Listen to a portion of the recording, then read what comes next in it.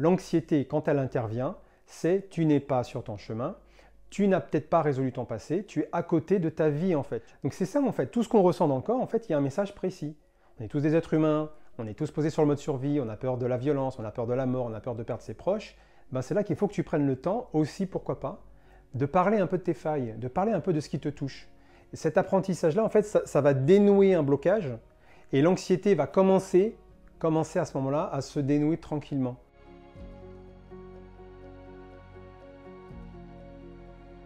Quand on ressent une anxiété en permanence, il faut bien comprendre que l'anxiété, déjà, c'est donc une émotion, bien évidemment. L'anxiété est un message. Donc comprendre le pourquoi de l'anxiété, ça dépend, parce qu'il peut y avoir plein de sujets différents dans la vie de chacun. L'anxiété, en fait, c'est un message du corps. C'est les émotions, comme on le dit ici, sont intelligentes. L'émotion, en fait, a toujours un message à nous délivrer. Donc là, on parle d'anxiété, on peut parler de stress, d'angoisse ou de phobie, mais à chaque fois, c'est un signal d'alarme. Donc moi, très souvent, j'attire les gens en fait sur le fait que quand vous ressentez une émotion, c'est pas que vous êtes dans un corps malade ou que l'émotion veut vous terrasser, c'est pas ça. En fait, à chaque fois, l'émotion de l'anxiété vous dit qui vous êtes en fait à l'instant T. Ça vous parle de vous. Donc l'anxiété, ça peut être de manière générale dans toute sa vie. Ça veut bien dire que tu es à côté de ta vie. Tu n'es pas en train de vivre ce qui t'épanouit. Sinon, l'anxiété ne serait pas là. Quand ça s'active à certains moments, il faut regarder la situation qui l'active. Et ça te montre que face à cette situation, tu ne gères pas. Et donc, tu es anxieux. Donc l'anxiété, ça peut être de l'inquiétude pour l'avenir, ça peut être l'inquiétude, ça peut être un sujet vraiment très très vaste.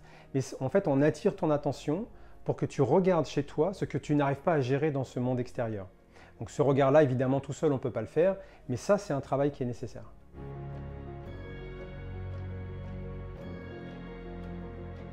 En général, quand le mental il tourne tout le temps, c'est parce que justement, il essaye, lui, de trouver une solution à l'anxiété. Il essaye de trouver une solution pour justement aider la personne à ne plus être anxieuse.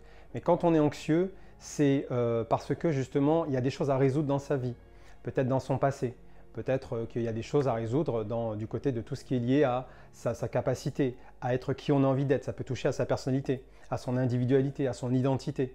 Et il y a tout en fait un développement à faire, c'est-à-dire un travail à faire sur soi-même. C'est un regard sur soi. Ce regard sur soi, c'est l'idée d'apprendre à se découvrir, à se connaître, à comprendre qu'on a des failles. Et à ce moment-là, on pose tout à plat. Donc en fait, on apprend à se connaître. On regarde aussi son passé. Il faut le poser à plat. Tu vois, c'est vraiment l'idée, si tu veux, de connaître, de savoir d'où on vient, où on est, qui je suis, quelles sont mes qualités, quels sont mes défauts, mes failles, quelles sont mes vulnérabilités. Et une fois que tout ça est posé, là, on peut avancer sur quelque chose. Donc en fait, le mental, lui, quand il tourne, c'est parce qu'il essaye de trouver une solution. Mais si on ne lui donne pas la bonne méthode, eh bien, il va faire comme tout le monde fait. C'est-à-dire qu'il est en train d'essayer de répondre à une question alors qu'il ne comprend même pas la question. Voilà. Donc le mental n'est pas toujours une solution à tout. Il peut trouver une solution a priori immédiate, mais ça ne veut pas dire que c'est une solution qui est pérenne. La solution pérenne, c'est de se voir objectivement, ce qui est très compliqué, parce qu'en tant qu'être humain, se voir objectivement, c'est très très dur. Et à ce moment-là, là, on peut avancer sur quelque chose de beaucoup plus sain.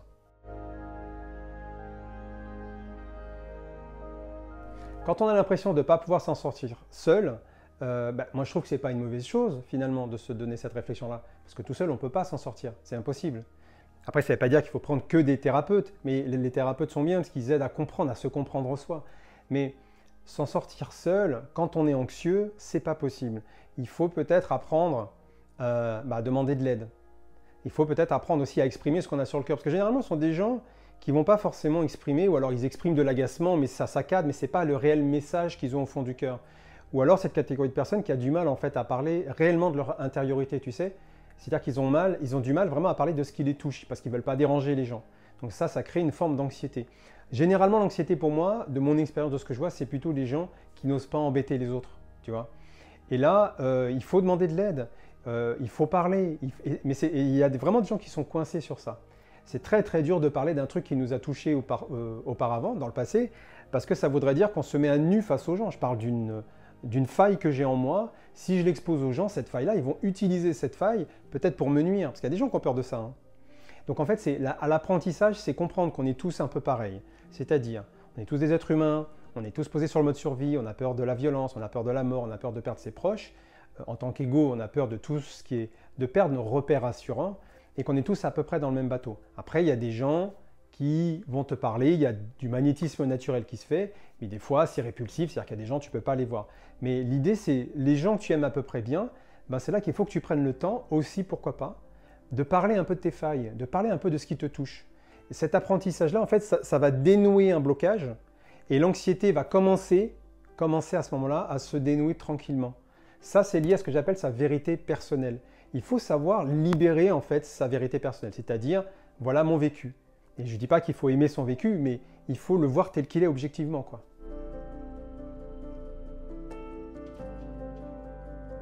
Quand l'anxiété empêche les personnes à passer à l'action, il faut comprendre que quand on passe à l'action, il faut savoir quelle action, déjà.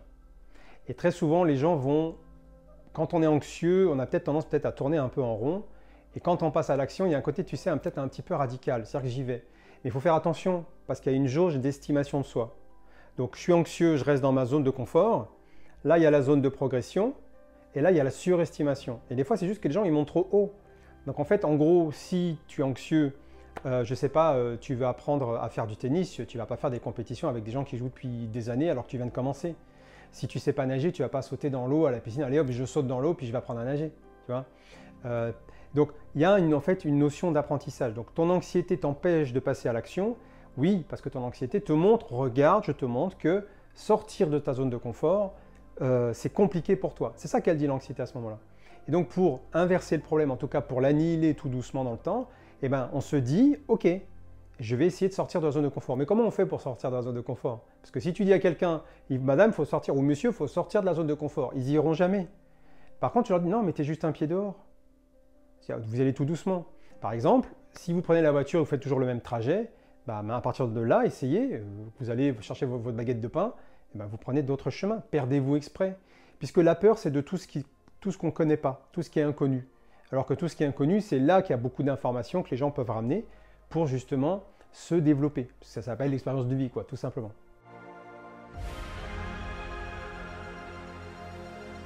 Alors, savoir s'écouter ou écouter son corps quand on a une anxiété, quelqu'un qui me parle de son anxiété et qui parle autour de lui, je sais que je suis quelqu'un d'anxieux, déjà il s'écoute quand même un peu lui-même, parce qu'il identifie qu'il y a quand même un côté qui ne va pas en soi.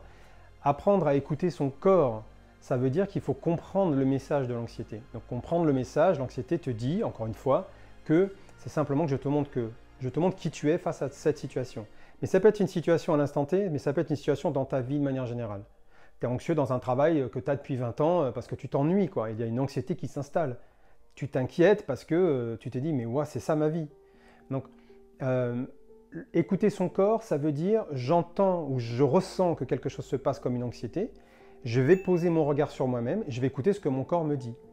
Après, il faut comprendre le langage du corps parce que le corps, lui, il communique avec nous.